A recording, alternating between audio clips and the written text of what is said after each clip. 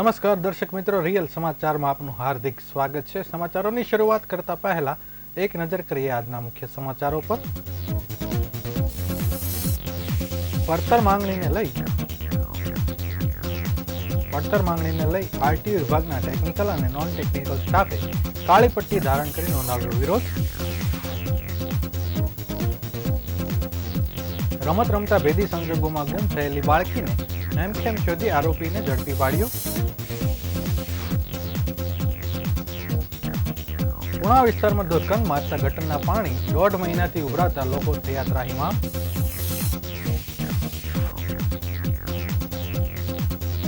કુખ્યાત આરોપી સજ્જુ કોઠારી ઈડીની જાળમાં ગુના આચરી કરોડોની મિલકત વસાવી।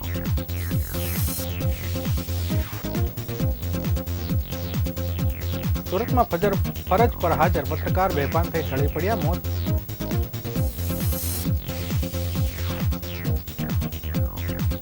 પંજાબમાં ખેડૂત આંદોલનમાં ડ્રાઈવરોની રોજી બંધ થતા સુરત આવેલા 16 વર્ષથી વોન્ટેડ લૂંટારૂ ઝડપાયો।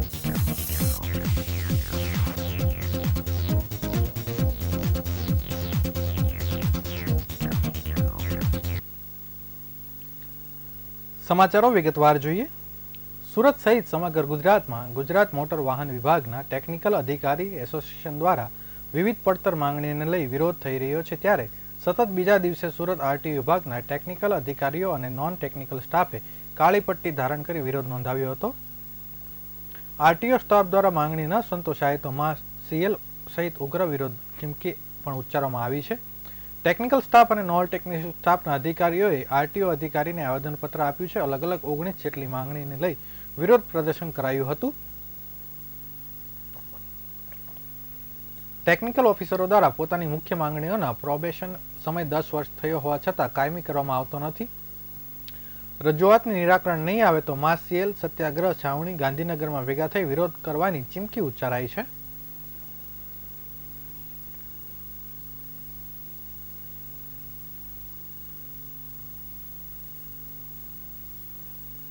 ના રોજથી અમે જે વિરોધ ચાલુ કરેલો છે ગુજરાત ટેકનિકલ એસોસિએશન દ્વારા, એમાં ગઈકાલે કાળી પટ્ટી ધારણ કરી અને અમે વિરોધ દર્શાવેલો હતો અને આજે અમે જે આવેદનપત્ર આપી અને સરકારશ્રીને અમારી માંગણીઓ પહોંચાડવાનો પ્રયાસ કરીએ છીએ। એ પ્રકારની માંગણીઓ છે? અમારી માંગણીઓમાં ઘણા બધા મુદ્દાઓ છે, જેમ કે નાની ક્ષુલ્લક બાબતોમાં જે ટ્વિટર દ્વારા અથવા તો અનામી કે નનામી બેનામી અરજીઓ દ્વારા જે અધિકારીઓને નોટિસ આપવામાં આવેલી છે અને જેના કારણે શું થાય છે કે લોકોનો જે અધિકારીઓ છે એમનું મોરલ ડાઉન થાય છે।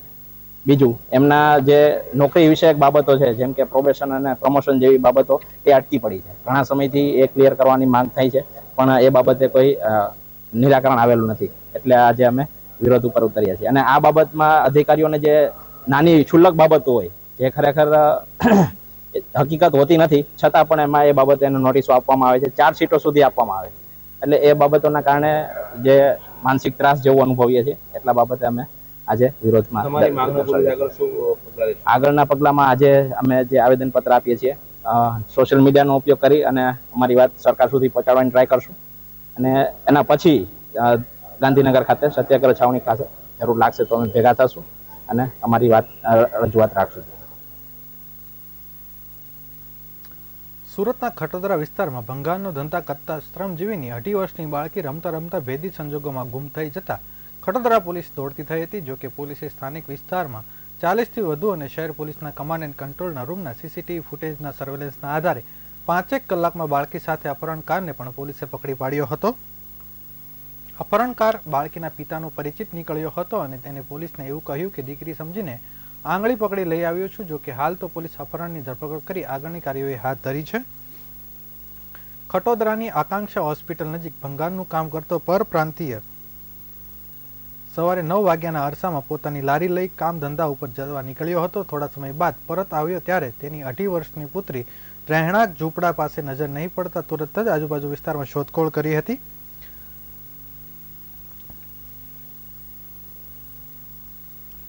પરંતુ વાલસોઈ પુત્રી ક્યાંય નજરે નહીં પડતા તુરંત જ ખટોદરા પોલીસને જાણ કરી હતી। આ અંગે ડીસીપી વિજયસિંહ ગુજ્જરે જણાવ્યું હતું કે ખટોદરા પોલીસે ગંભીરતાથી લઈ તુરંત જ ઉપરી અધિકારીઓને જાણ કરી હતી, તેથી પાંડેસરા પોલીસ સ્ટેશન અને ખટોદરા પોલીસ સ્ટેશનના સ્ટાફની અલગ અલગ 5 ટીમ બનાવી શોધખોળ શરૂ કરી, જે તે અંતર્ગત પોલીસ સ્થાનિક વિસ્તારમાં 40થી વધુ ખાનગી સીસીટીવી પોલીસના કમાન્ડ અને કંટ્રોલ રૂમના સીસીટીવી ફૂટેજના આધારે તપાસ કેન્દ્રિત કરી હતી. આ ઉપરાંત સોશિયલ મીડિયામાં બાળકીનો ફોટો તેમજ માસૂમને લઈ જનાર સીસીટીવી ફૂટેજના સ્ક્રીનશોટ સહિતનો ફોટો વાયરલ કર્યો હતો, જે અંતર્ગત માસૂમ બાળકી પાંડેસરા જીઆઈડીસી વિસ્તારની દાદા મિલ નજીક એક યુવાન સાથે હોવાની બાતમી Pandesara police head constable Rajesh તુકારામને મળી હતી.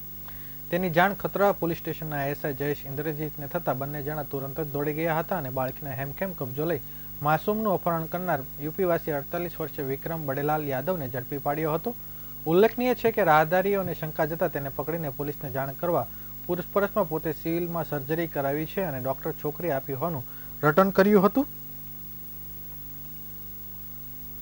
ડોક્ટરે છોકરી આપવાનું રટન કર્યા બાદ પોલીસ પહોંચતા જ વિક્રમે ફેરવી ટોળ્યું હતું. તે દીકરી સમજીને આંગળી પકડીને લઈ આવ્યો છું. જો કે બાળકીના અપહરણ પાછળ તેનો બદ ઇરાદો શું હતો તે તો વધુ પૂછપરછમાં જ બહાર આવશે.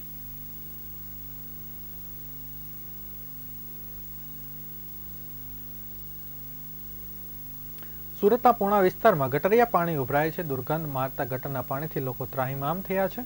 છેલ્લા 1.5 માસથી સમસ્યા છતાં કોઈ નિકાલ નહીં આવતા સ્થાનિકો દ્વારા મેયર સહિત અધિકારીઓને રજૂઆત કરી છે.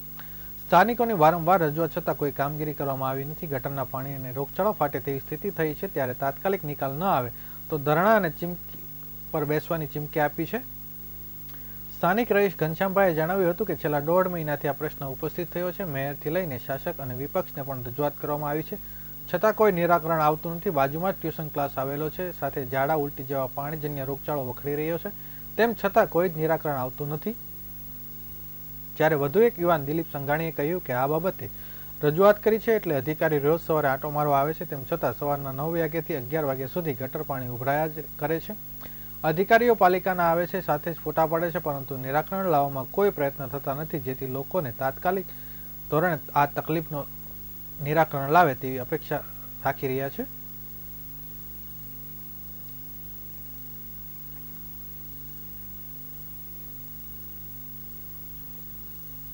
પોલીસ ચોપડે 39 જેટલા ગુના નોંધાયા છે. એવા નાનપુરાના કુખ્યાત સજ્જુ કોઠારી હવે ઈડીના સાણસામાં આવ્યો છે. ઈડીના એડિશનલ ડિરેક્ટર ધર્મેન્દ્ર મીના દ્વારા સંજુનું સ્ટેટમેન્ટ લેવાની મંજૂરી અરજી કરાઈ હતી, જે કોર્ટે મંજૂર રાખતા હવે આગામી તારીખ 1 અને 2 માર્ચના રોજ ઈડી સજ્જુની પૂછપરછ કરશે. ઈડીએ જણાવવા માંગે છે કે ક્રાઇમ મારફત સજ્જુએ કેટલી માલ મિલકત જમા કરાવી છે, હવાલાનો કોઈ મામલો છે કે કેમ, તે બેનામી મિલકતો કેટલી છે.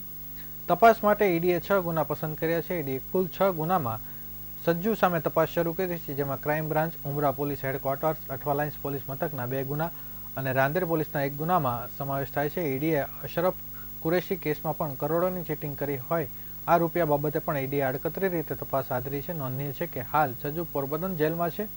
ઈડીએ અન્ય આરોપી અલ્લાહ રખાનું સ્ટેટમેન્ટ લેવા માટે પણ અરજી કરી હતી, જેમાં 28 અને 29ના રોજ તેના સ્ટેટમેન્ટની પણ કોર્ટે મંજૂરી આપી છે. સજ્જુની બેનામી આવક મુદ્દે આઈટીની એન્ટ્રી થઈ શકે છે, કેમ કે બેનામી આવકમાં આધારે બેનામી મિલકતો ઊભી કરાય છે. તે ક્યાં ક્યાં અને કોના નામે તેની તપાસ થઈ શકે છે.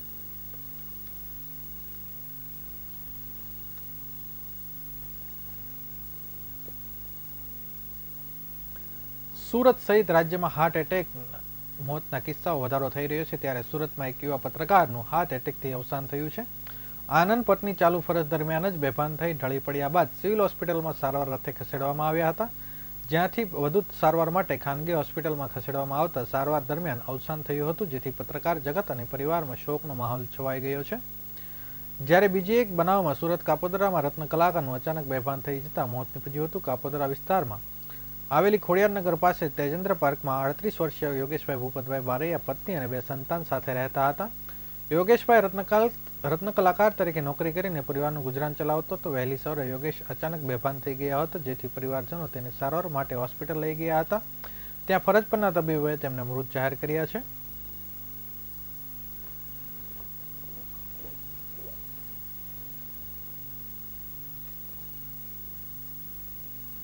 ભેસાણ હાઈવે ઓખેશ્વર પાટિયા પાસેથી 32 લાખના લોખંડની પ્લેટ ભરેલા ટેલરના ડ્રાઈવર અને ક્લીનરનું ઘાતક હથિયાર વડે બાનમાં લઈ અપહરણ કરી લૂંટની ઘટનામાં છેલ્લા 16 વર્ષથી વોન્ટેડ લૂંટારૂને રાંદેર પોલીસે પંજાબમાં તપાસ હાથ ધર્યા બાદ હજીરા વિસ્તારમાંથી ઝડપી પાડવામાં સફળતા મેળવી છે. વર્ષ 2008માં ભેસાણ હાઈવે ઉપર ઓખેશ્વર પાટિયા પાસે ઘાતક હથિયાર બતાવી ₹42 લાખ કિંમતની 21.5 ટન લોખંડની પ્લેટ ભરેલા ટેલર GJ નંબર 06TT 6416 લૂંટ કરવા ડ્રાઈવર ક્લીનરનું અપહરણ કરી હાઈવે નજીકની હોટલમાં ટ્રેલર પાર્ક કરી ખેતરમાં બંનેને બાંધી રાખ્યા હતા, પરંતુ ડ્રાઈવર ક્લીનર તકનો લાભ લઈ ભાગી ગયા હતા. આ ગુનામાં વોન્ટેડ ગત 22 જાન્યુઆરીએ રાંદેર પોલીસે પ્રતાપસિંહ લાડી જોગિંદરસિંહ માનની અમદાવાદથી ધરપકડ કરી પૂછપરછ હાથ ધરી હતી, જેમાં રામસિંહજી ઉર્ફે રામુ, બુદ્ધિસિંહજી ઉર્ફે બુદ્ધિસિંહ, મતબલસિંહ પણ સામેલ હોવાની અને તે હાલમાં પંજાબ ખાતે સબ્જી મંડીમાં ડ્રાઈવર તરીકે કામ કરતો હોવાની કબૂલાત કરી હતી, જેથી પોલીસની એક ટીમ પંજાબ રવાના થઈ હતી. પરંતુ હાલ ખેડૂત આંદોલન ચાલુ છે, તેમાં ડ્રાઈવરો પણ જોડાયા હતા.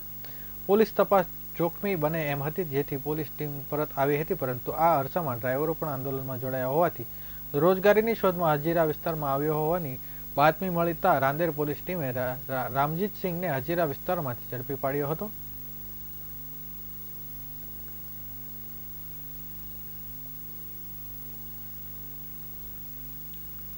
સુરતમાં વર્ષ 2004માં પુણા વિસ્તારમાંથી મહિલાની માથું ધડથી અલગ કરેલો મૃતદેહ કેનાલમાંથી મળ્યો હતો. પતિને પત્નીના ચારિત્ર્ય પર શંકા હોવાના કારણે ભાણિયા પાસે હત્યા કરાવી હતી. હત્યાના પ્લાનમાં કુલ 3 આરોપી સામેલ હતા, જેમાં પતિ અને અન્ય એક સાગરીત પહેલા પકડાઈ ચૂક્યા હતા, પરંતુ મુખ્ય આરોપી ભાણેજ 20 વર્ષે ઉત્તર પ્રદેશના અયોધ્યાથી સુરત ક્રાઇમ બ્રાન્ચના હાથે લાગ્યો છે. હત્યાના પ્લાનમાં મહિલાનું માથું ધડથી અલગ કરીને કેનાલમાં ફેંકી દઈ ફરાર થઈ ગયો હતો. ત્યારે હાલ પોલીસે અયોધ્યાથી આરોપીને પકડી આગળની કાર્યવાહી હાથ ધરી છે. સમગ્ર કેસની વિગત જોઈએ તો ક્રાઇમ બ્રાન્ચની બાતમીના આધારે કાપોદ્રા પોલીસ મથકમાં હત્યાના ગુનામાં 20 વર્ષથી નાસ્તો કરતો 44 વર્ષીય આરોપી વિજય બહાદુર ઉર્ફે પપ્પુ રામકુમાર ચૌહાણ ઉત્તર પ્રદેશના અયોધ્યા જિલ્લાના બીકાપુર થાના બદનપુરી ગામે પોતાના વતનમાં છે. બાતમીના આધારે પોલીસે ઉત્તર પ્રદેશ જઈને આરોપી વિજય બહાદુરની પકડી પાડ્યો હતો. ક્રાઇમ બ્રાન્ચ પીઆઈ કિરણ મોદીએ જણાવ્યું હતું કે વર્ષ 2004માં આરોપી તેના દૂરના મામાના રામજીતસિંહ ચૌહાણ અને તેમની પત્ની રામવતી સાથે પુણામાં વલ્લભનગર મકાન નંબર 95માં ભાડેથી રહેતો હતો. તે વખતે આરોપીના મામા રામસિંહજીને તેની પત્ની રામવતીને ચરિત્ર ઉપર શંકા જતી, જેથી રામસિંહજીએ રામવતીની હત્યા કરવાનું નક્કી કર્યું હતું. હત્યા માટે ભાણેજ વિજય બહાદુર અને તેના સાગરીત રત્નાકર લોકનાથ પ્રધાન સાથે મળી હત્યાનો પ્લાન બનાવ્યો હતો. પ્લાન મુજબ તારીખ 12મી સપ્ટેમ્બર 2004ના રોજ રાત્રિના 8 વાગ્યે પતિ રામસિંહજીવન પોતાની પત્નીને બહાર ફરવા લઈ જવાના બહાને ઘરથી દૂર પુણા ગામના નહેર નજીક એક ખેતરમાં લઈ ગયો હતો. ત્યાં પહેલાથી જ ભાણેજ વિજય બહાદુર અને સાગરીત રત્નાકર સંતાયેલા હતા. રામવતી ત્યાં આવતા ભાણેજ વિજય બહાદુરે તેના હાથ પકડી લીધા હતા, જ્યારે રત્નાકરે ચાકુ વડે રામવતીનું ગળું કાપી તેનું માથું ધડથી અલગ કરી નાખ્યું હતું. બાદમાં મહિલાના શરીર પરથી બધા કપડાં કાઢી નાખ્યા હતા અને તે જ કપડામાં માથું વીંટાળે મૃતદેહને માથું પુણા નહેરમાંથી ફેંકી નાસી ગયા હતા. જોકે આ કેસમાં આરોપી રામસિંહ જીવન અને રત્નાકર પહેલા પકડાઈ ગયા હતા. તેમના પર કેસ ચાલી રહ્યો છે અને હાલ બંને જામીન પર બહાર છે, પરંતુ કોર્ટમાં સુનાવણી સમયે બંને આરોપી હાજર રહે છે. મુખ્ય આરોપી ભાણેજ વિજય બહાદુર હત્યા કર્યા બાદથી ધરપકડથી દૂર હતો, જેને પકડી પાડવા સુરત ક્રાઇમ બ્રાન્ચને સફળતા મળી છે.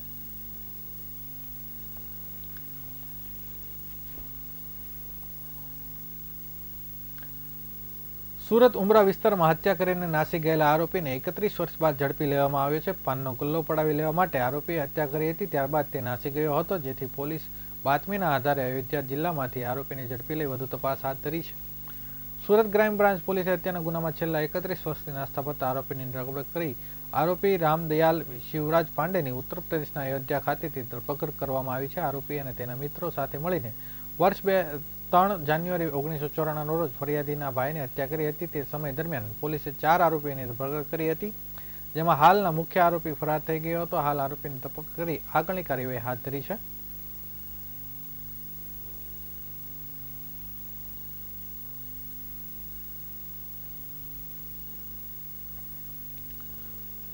સમાચારો પૂર્ણ કરતા પહેલા એક નજર કરીએ આજના મુખ્ય સમાચારો પર.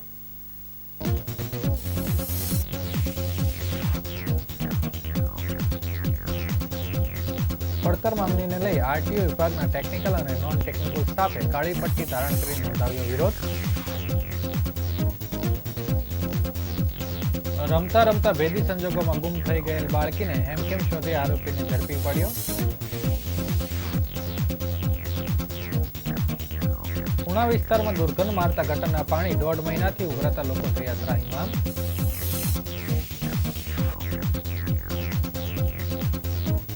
કુખ્યાત આરોપી સજ્જુ કોઠારી ઈડીની જાળમાં ગુના આચરી કરોડોની મિલકતો વસાવી.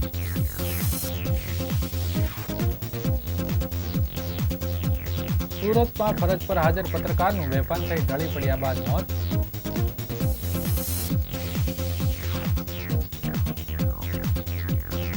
પંજાબમાં ખેડૂત આંદોલનમાં ડ્રાઈવરોની રોજી બંધ થતા સુરત આવેલો 16 વર્ષથી વોન્ટેડ લૂંટારો ઝડપાયો.